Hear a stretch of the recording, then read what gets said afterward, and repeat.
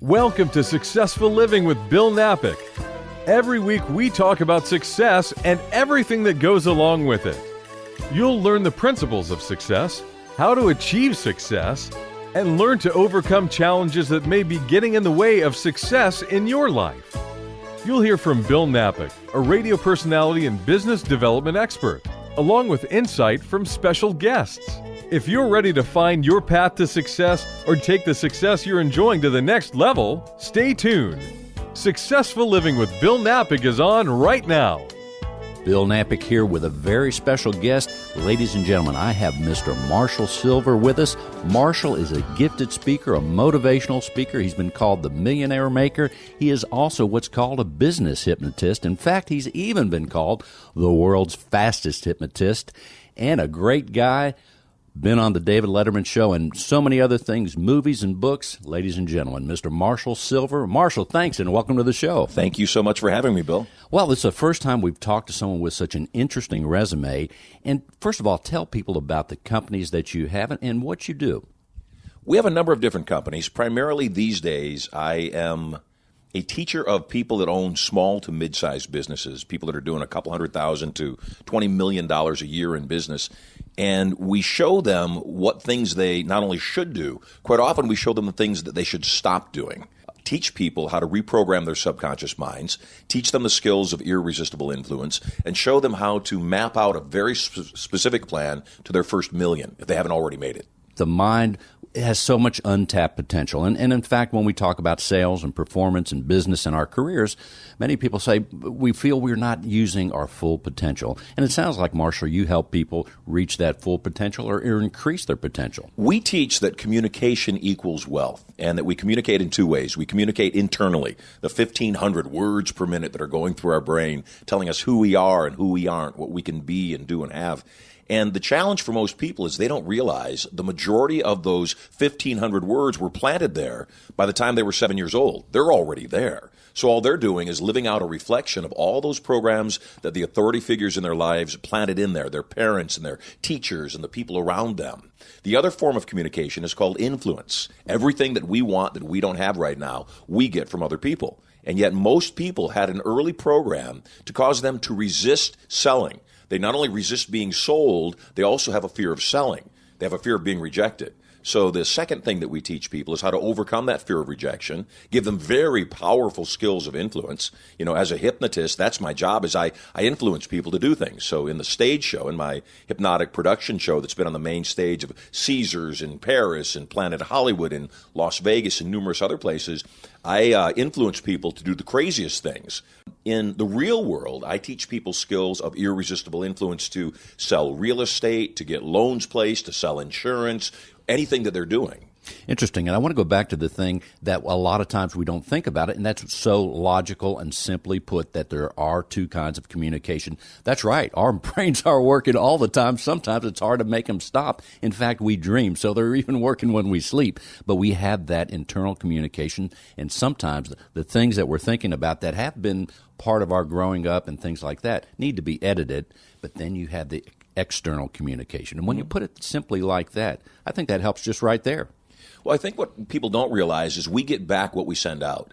So if somebody is not getting the result that they want, if they're a salesperson and they're not getting the sales that they want, if they are a parent and they're not getting the result from their children, or they're a spouse and their mate isn't giving them the love that they want, that oftentimes people will look outward, point the finger to other people. And when we realize we get back what we send out, if people are saying no to us a lot, we have to acknowledge that we're fun to say no to.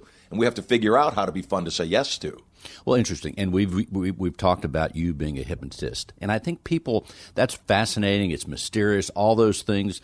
TV has had a lot of fun with it. Certainly, as you're talking about the entertainment portion of your profession, that makes people enjoy that. But we're also fascinated about it. First of all, tell us about, because a lot of people I think, gee, what happens in hypnotism? What really is hypnotism that you've been in? This has been your profession for over 30 years. I'm amazed. I've actually been on the platform. I've been on stage for 46 years now. Wow. And I have been involved in hypnosis professionally for over 30 years.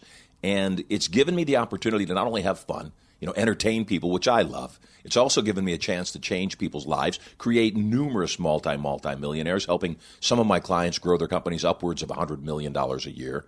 And for me, what hypnosis is, it's the non-critical acceptance of ideas or concepts on a subconscious level. In layman's terms, one person says something, another person believes it to be true, and then more importantly, acts upon it as if it's true. That's hypnosis. Would it be safe to say that a major element of hypnosis is concentration and focus? No. Okay. Just the opposite, actually. It's surrender. And again, that notion, Bill, that it's about concentration and focus, that's what keeps people up at night. They think if I just concentrate enough, I'll go to sleep. If I just focus my brain, I'll go to sleep. And you and I were chatting about this right before the interview. One of the major elements of hypnosis is surrender, which is really just the opposite of concentration. My own personal belief is there is no such thing as willpower. It's not enough to learn. We've got to become someone new. You know, we were chatting about sales prior to the interview, too, and you and I both love selling, and why we love selling is we believe in what we're selling. So if you believe in what you're selling, you have a moral and ethical obligation to sell it. And for me, if somebody says no to me, I don't feel bad for me. I don't feel bad for my mortgage. I don't feel bad for my commission. I feel bad for the person that said no to me, because I know that what I'm selling them could enhance the quality of their lives, and I know that the product or service that I have available to them is right for them. When they say no to me, my heart aches, and I think, oh my gosh, I've let them down. That's fascinating, too. And what are the things, and you do business seminars and coaching for corporations, for teams and things like that. What are some of the subjects that you cover when you are working with a company? Well, again, we start with the foundation. We start with the individual. When the individual is mindset in a right place, when they have their head on their shoulders properly, and they're not blaming the company or blaming the economy or looking anywhere outward, when they're looking inward and saying, in order for things to change, I've got to change. What do I need to change in me? That's where we start. And once that foundation is solid, then we teach them how to interact better with people. You know, if everything that we want we get from other people, we better fall in love with people. That's right. And one of the things I love about doing what I'm doing is I get to talk to interesting people all the time. And I've always had that natural curiosity. I think you have too, because we observe people. It's absolutely fascinating. I have 9 brothers and sisters. I was born and raised on a farm with no running water, no electricity, no phone. The second home I lived in was a converted chicken coop. It had running water. It had electricity. Other than clucking when I get happy, no adverse side effects. But these days, based upon what I've learned in reprogramming my own mind, these days my main residence is a 17,000 square foot home in Las Vegas. We call it Prosperity Palace because it gets hot in Vegas. Our second home is a vacation home, a $10 million home right on the water in San Diego. And it really has little to do with me, has everything to do with reprogramming my own brain. Rather than being a pauper struggling to become a millionaire, I reprogrammed my brain to be a millionaire whose money had not yet been deposited in my bank account.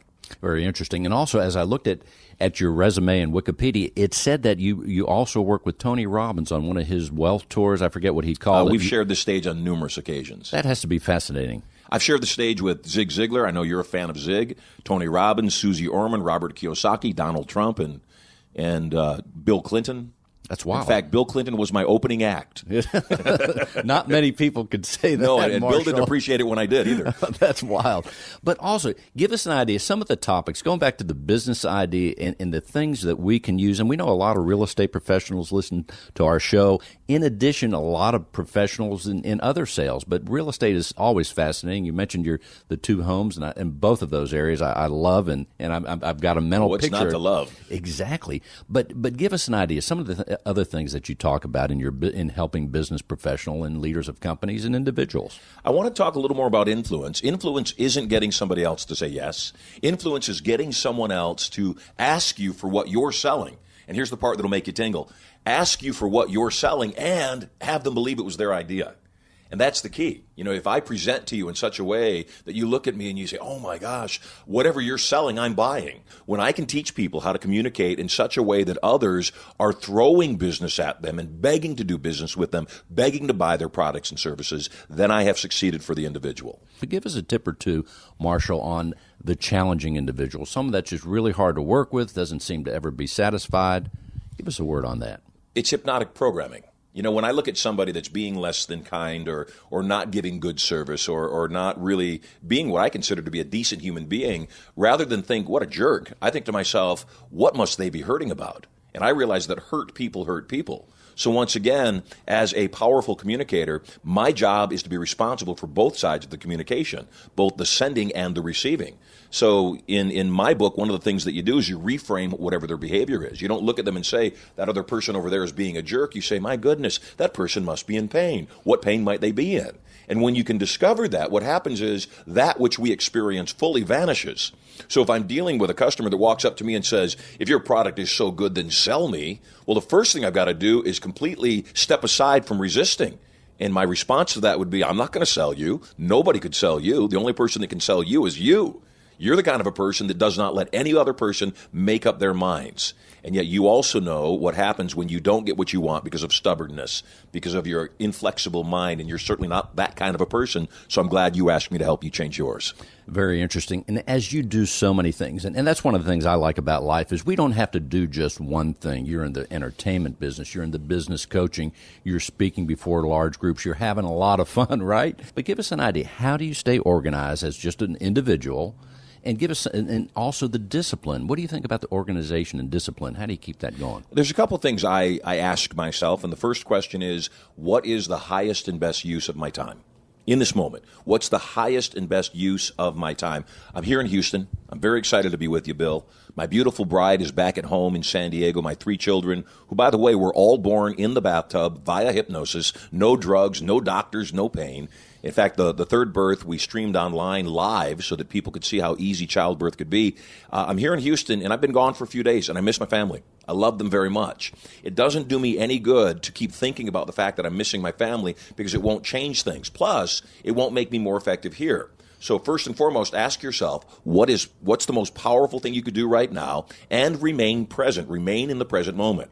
The second thing as a business owner that we've got to do is we have to avoid minimum wage activities. We have to avoid anything that I call beneath our pay grade. So if you're picking up around your own house, if you're cleaning up, your own yard, if you're taking out your own trash, all those things, you've got to find a way to avoid those MWAs, and you've got to focus on IGAs, income-generating activities. When you are focused on income-generating activities and you make enough money, you can hire people to do those MWAs. Let's say again, income-generating activities. That's just those are 3 great letters right there.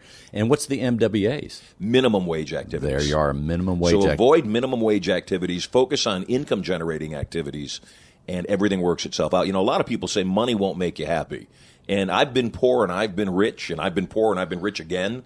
And I've definitely been happier when I was rich. There's no way around that. And it's because rich gives us choices. Except the challenge is, and I mentioned it in passing a little earlier in the interview, and I wasn't joking, people need to stop trying to make $1 million, and they need to accept the fact that they're already millionaires whose money has not yet been deposited in their bank account. And the reason I tell people to accept that is that if I am a millionaire, and I know that, and I know the money hasn't been deposited in my bank account, I'll view the world differently. So when I come home at night after a busy day where I've been working my tail off and trying to get ahead and things haven't necessarily turned out exactly the way that I want them to, I don't sit down and shoot down a bottle of vodka, and I don't sit down and turn on the TV and watch 3 hours of Law and Order just trying to get my brain to shut down. My brain says, no, I'm a multimillionaire. A multimillionaire wouldn't do this. What would a multimillionaire do if they had a dip in their income? Well, they'd get busy. They'd say, okay, what income-generating activity could I focus on? Go back to the IGA. What could I do? But what are the things that you keep in mind to have the discipline to get the job done and to have the priorities straightened? The question is, who am I? For all of us. When you ask yourself that question, who am I? Then you don't get off track. When I'm on the road and I'm harried, sometimes it's harder to work out than when I'm at my home base and I'm on schedule. The thing is, though, I don't want to be that guy that doesn't work out. I want to be that guy that has some balance. When I'm on the road and I'm very busy and I'm doing interviews or I'm on stage, which I'm going to be on stage tonight performing a show and lecturing tomorrow, when I'm doing those things, I also need to keep balance in my home life. So I take the time to FaceTime my wife and talk to the kids and make sure that those things are all handled, because without that balance, what happens is our lives are like scales, and one side grows and the other side dips, and we've got to keep them in balance. Otherwise, we end up paying for them in the long term. How many times must I tell you, baby? How many bridges I got to cross? How many times must I explain myself? Or I can talk to the boss. Or I can You're listening to Successful Living with Bill Napick and his special guest, Marshall Sylver. We'll be back in a moment. Don't go anywhere. It's a fresh approach to caring for people with memory loss, Alzheimer's disease, or other dementia-related symptoms. It's Sundance Memory Care, the premier memory care community in Texas. Sundance Memory Care gives extra care with a 6-to-1 resident-to-care ratio. The goal is to lift up and support residents with a level of care that engages the resident and includes their family. Sundance Memory Care has regular contact with specialists and industry leaders with the most innovative memory care resources. Visit SundanceMemoryCare.com or call 281-769-2632 to learn more about them and schedule a tour with one of their directors. That's SundanceMemoryCare.com. You're listening to Successful Living with Bill Napick and his special guest, Marshall Sylver. I love that idea of balance because that is so important. And when we talk about success, many people think, well, success is when I have that $10 million or it's that destination. But no, success is every day. It's the journey, isn't it? It's savoring the wanting as much as the having. No doubt about it. Yeah, it really is taking the time to. I very much was looking forward to this interview. You know, a mutual friend of ours set this up, and he said you were a great guy. And over breakfast when we were chatting, and even now, I just love your enthusiasm. I love your ability to, you know, just find goodness in me and in the world, and put that goodness back out, because communication equals wealth. And I believe, Bill, keeping that spirit of knowing that your life is unfolding perfectly, of not resenting it, not getting angry. You know, you take a Nelson Mandela who spent decades in prison, who, when he was released from prison, he was asked, do you have disdain or hatred toward your captors? And he said, why would I allow them to keep me in prison one day longer? That's right.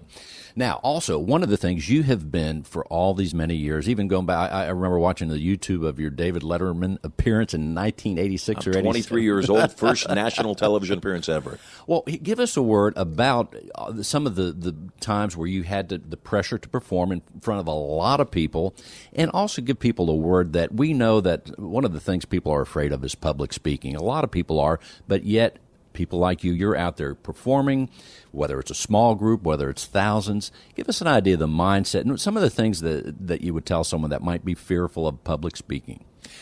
People that think they're afraid of public speaking aren't afraid of public speaking. What they're afraid of is the opinion of others.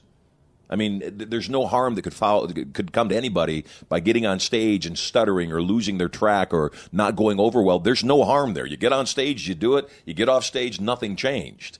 They're concerned about the judgment of other people. And so to those people, I would say, lose the need for other people's approval. No risk, no goodies. You know, my career, I've had some pretty amazing successes, and I've been very grateful. Thank you, God, for those successes. I've done over $200 million in personal sales, all through opening my mouth. And when I say communication equals wealth, that's what I mean, is that everything begins in thought. And so if you have a creative thought and then you can communicate it well to the world will bounce that thought back. I've also been knocked down 9 times and stood up 10, or maybe knocked down 9 million and stood up 9 million and 1. And I think that resiliency is the thing that most people lack. You know, again, I'm not proud that I've been married twice before and on my third wife. I'm not embarrassed about it in the least either. I've married my one true wife.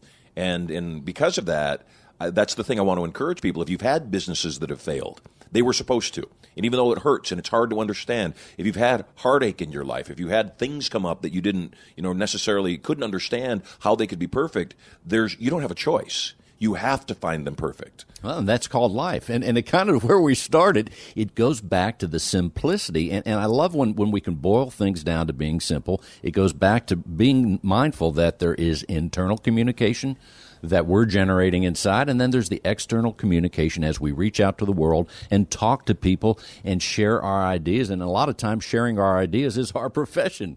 And I think that's a fun part of my profession. Without a doubt. It's the interaction. It's the mix. It's the synchronicity between us. It's a willingness to share. Elon Musk is one of my favorite people in the world, and he's opened up a number of his patents to other people and just said, look, take the patent, run with it, create something bigger, because I believe that it's not an either-or world, it's an and world. There's enough for everybody. If we, and this is slightly political on my part, if we as a world and as a planet just got along with each other and stopped wasting so much money on things that would blow each other up and started focusing on using those resources toward helping people eat and have housing and protection, guess what? There's enough. And we don't have a choice anymore. We really are at a place in history where we have to say, not can we have to say, how do we? We have to absolutely begin with the end in mind and be certain of our success. And that's not just on a global level, that's also on a personal level. If my intention is to accomplish something, it doesn't behoove me, it doesn't serve me in the least to contemplate failure. If there's any ounce of me that says this isn't going to succeed, then why bother? And so even though some people say, well, that's denial, no, that's trance.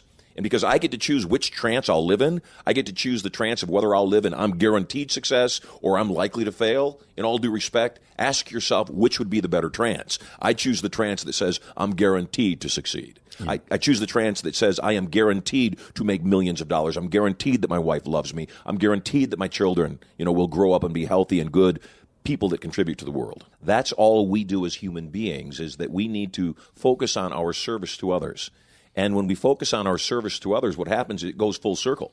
We get everything that we want. We get the satisfaction. We get the financial abundance. We get emotional prosperity.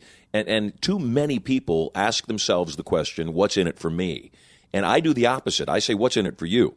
And when I can serve you at a level where I'm serving you better than anybody else is serving you, guess what? You want me to serve you more. And if you want me to serve you more and I'm always giving you more than what you're giving me, you'll be grateful to give me what I want. Napoleon Hill talked about it in Think and Grow Rich. He said, always underpromise, always overdeliver. Yeah. Oh, yeah. And in fact, I'm going to paraphrase, I forget the exact quote, but you mentioned Zig Ziglar, and that's one of his quotes. He says, hey, if you help enough other people get what they want, you'll get what you want. Absolutely. And another thing, I have to bring another Zig-ism out. We're in Texas. Why not? Why not?